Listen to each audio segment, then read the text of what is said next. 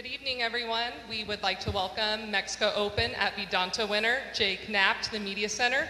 Jake, first of all, congratulations on your first PGA Tour victory. We'll start off with some comments, what it's like to get that first win. Yeah, it's pretty amazing. I don't think, like we were just talking about, I don't think it's fully sunk in yet, simply because I haven't looked at the schedule and all the events that I'm into now. Obviously, I know the Masters and everything like that, but yeah, it feels pretty amazing. And sleeping on a 4-shot lead, what was it like last night and entering on number 1 tee today? Yeah, I was super calm last night, eating dinner and hanging out, and going to bed wasn't an issue. And then I kind of woke up early out of nowhere at like 5:30, and was tough going back to sleep. I was more so just excited to get this day going, and not that I wanted it to be over with, but it was one of those where I was excited to get it going. I wanted to get into the moment, but did a good job of kind of laying there for an hour or so and getting a few more hours of sleep. And probably not the start you wanted for the round today, but what was kind of game plan with your caddy and kind of turning that over? Yeah, I mean, it was one of those where we kind of tried to not leaderboard watch and just focus on my game.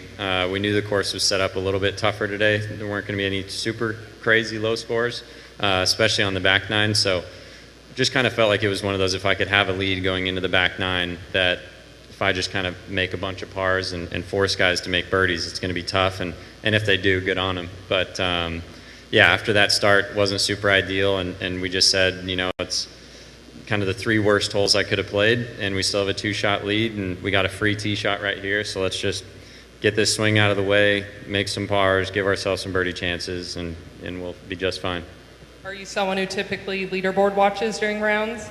100% the entire time. Because, you think about Kobe Bryant, Steph Curry, Michael Jordan, it's not like they don't look at the score with a minute to go. So it kind of gives you a good idea of how the course is playing. If I would have seen a bunch of the guys at 12 get to 17 under through 9 holes, and I'd be like, yeah, okay, the course is very gettable, but I felt a lot of them were at 12, 13, 14 and not really moving. So, it was windy and it was playing tough. Pins were in tough spots. So I kind of, once we got to like 14, I looked at the leaderboard and I was like, okay, it's a 2-man race, and I just got to focus on kind of what he does and just kind of played it basically as match play from there.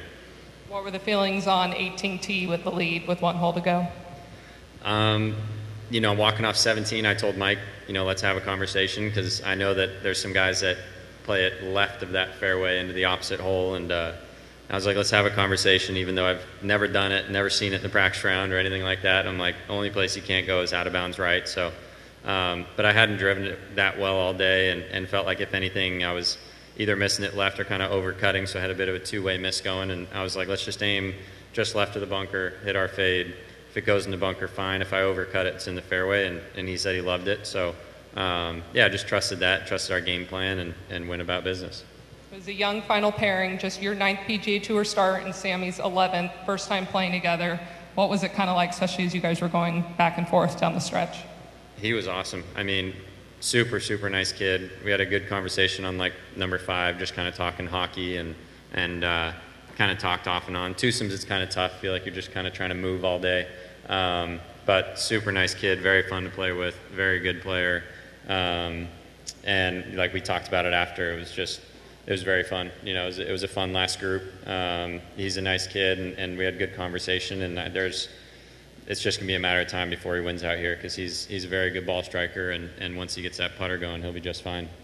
A contrast of yesterday, you're playing with the home country favorite. What was it like today as playing with the lead, with the crowds?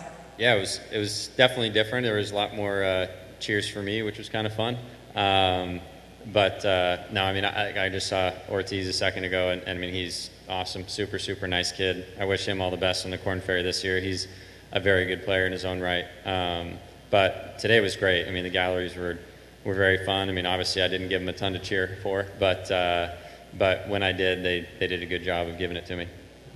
On the West Coast swing, but not as accessible for family and friends to come out, but your girlfriend McKenna was able to fly out.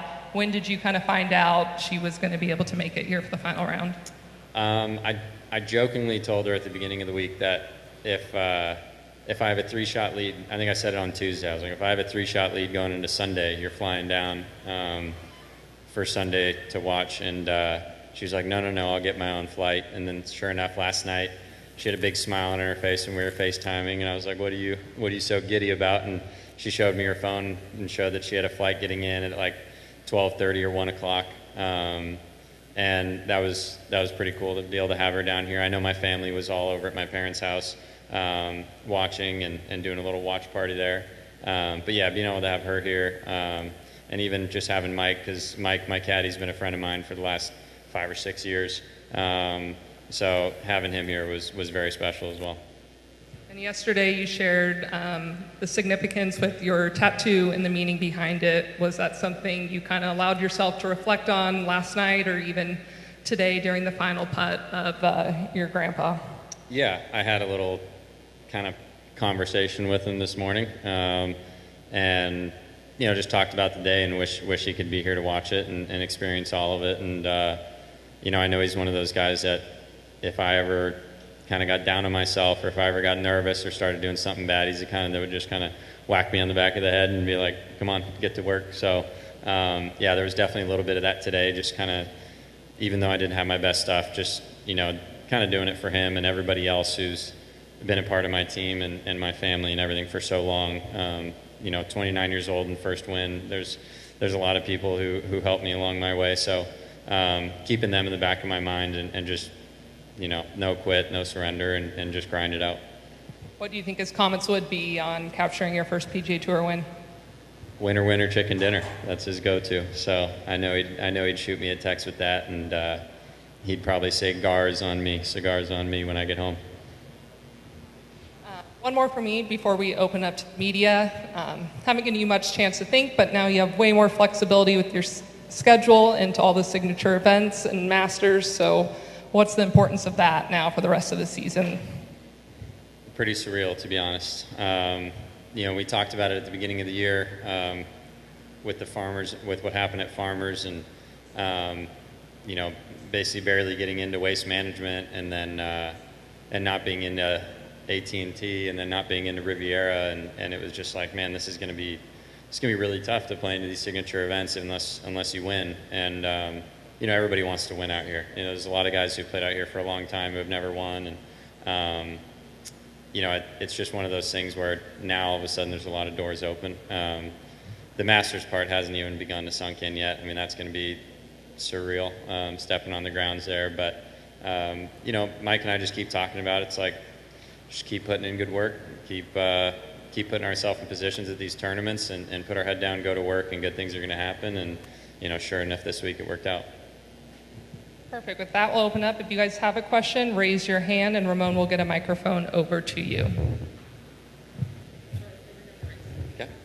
Hi, can you tell us a little bit about the vibe of this whole week being here at Vidanta, at the resort? Does it feel any different from other tournaments?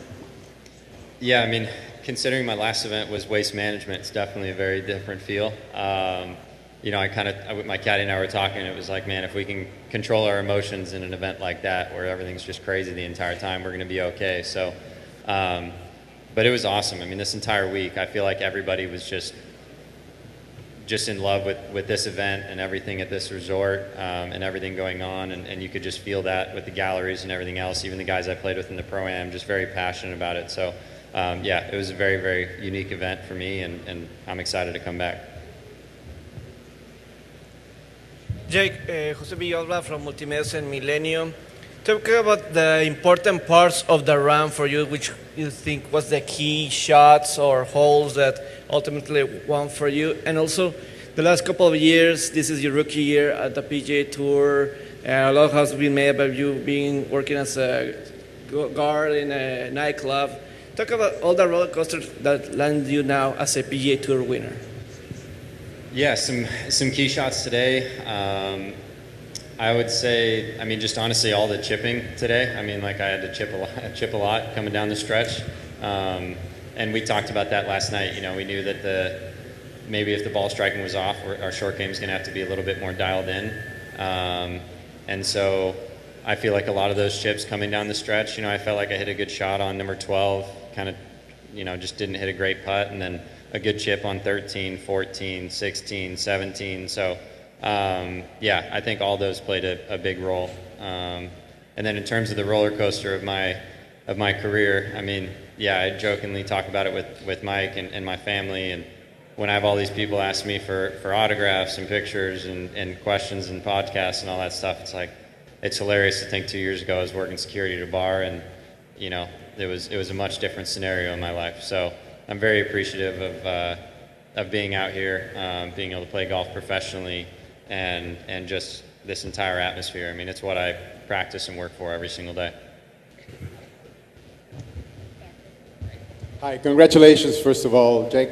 Thank you. This is Holding One Radio for Grupo Imagen, North, Northeastern, and Central Mexico.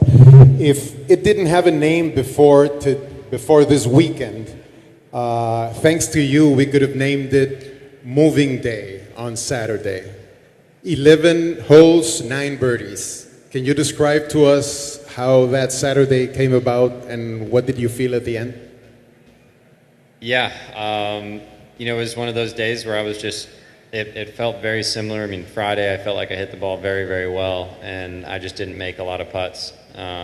Most of my birdies, I either, you know, on 15 and 16, I hit it to 3 inches and 4 inches on those holes, and then, and that was on Friday, and then, you know, Saturday came out and ball striking was very much the same. Hit a great wedge shot into the first hole and the second hole, and a good one into the third hole as well. So it was kind of one of those days where it's like you just get out of your own way. You know you're swinging it well.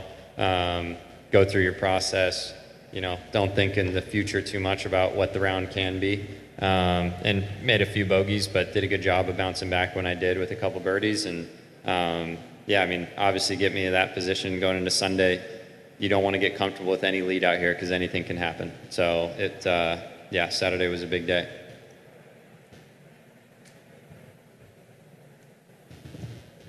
Hello, congratulations.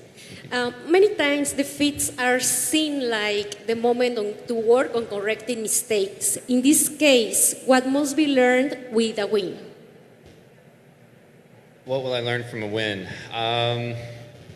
I mean, today, I mean, yeah, all experiences, obviously good and bad, you can kind of learn from. I think today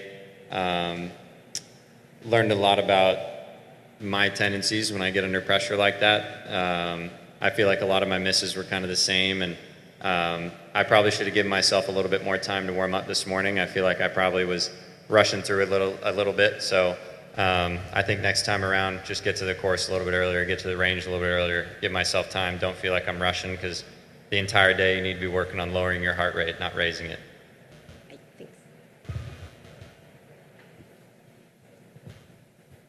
Thanks. Jake, Rodrigo Tovar from Fox Sports Mexico. In which place of your top 10 or top 5 do you put this whole experience in Mexico, and why? This is number one experience for me. I'll never forget this. I mean, for the rest of my life, this will be my first win on the PGA Tour. Whether it's my first one and only one that I ever have, or it's the first of many, this will always be one that I'll remember. And it's just a very special place. I mean, it's a beautiful golf course. One of the best driving ranges in terms of how it's manicured that I've ever seen. So, yeah, and then the resort, everything, just how well the hospitality is everywhere is pretty amazing here. So I'll remember all of it.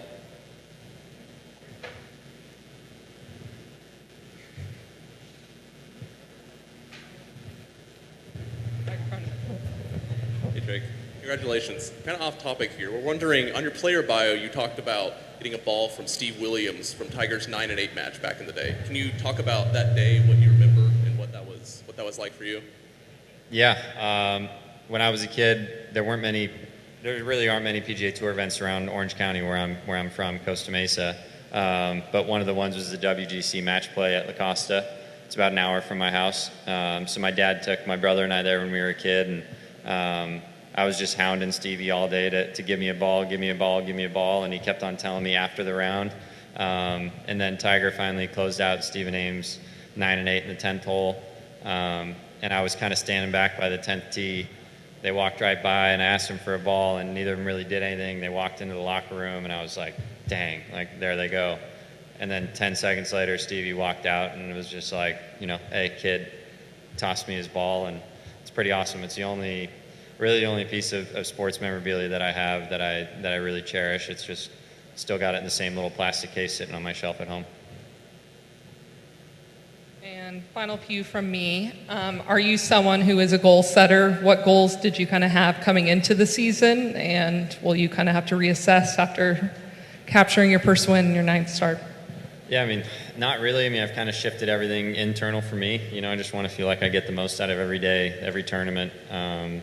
And, you know, we kind of, Mike and I talked about it, or I talked about it with like my coach and everything. It's like, I just want to keep my card this year. You know, I just want to keep it, and I don't want to put too much pressure on myself to finish top 50, top 30 or anything. Just give myself an opportunity to do those things. But, you know, and even now it's like I would love to win a lot more times for sure.